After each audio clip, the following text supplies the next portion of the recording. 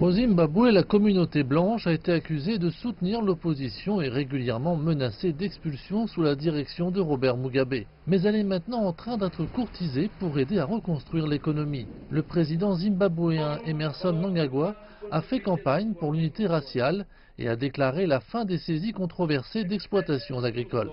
De toute évidence, c'est une question clé dans la relance du pays et il est important que ces questions soient abordées et traitées. Dès son investiture en novembre l'année dernière, il a établi un calendrier ambitieux sur la question en suspens liée aux agriculteurs blancs qui avaient été expulsés.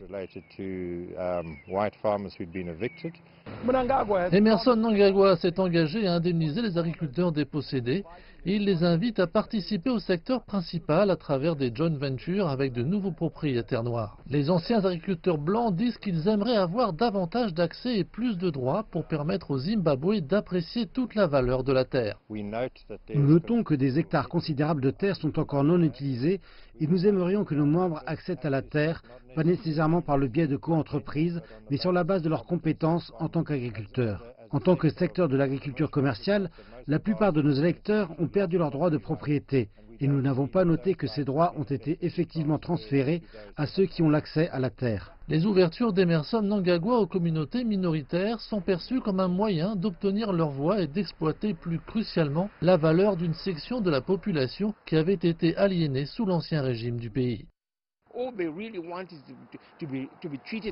Tout ce qu'ils veulent vraiment, c'est d'être traités comme des Zimbabwéens. Ils ont été marginalisés et pourtant, si nous regardons les compétences et les réseaux qu'ils peuvent offrir au pays en termes d'investissement, il paraît sensé de dire qu'il faut revoir cette situation et commencer à normaliser. La population du Zimbabwe est estimée à 16 millions. Les Blancs et les autres groupes raciaux représentent une part d'environ 2%. Environ 5,5 millions de personnes se sont inscrites pour voter aux élections prévues le 30 juillet.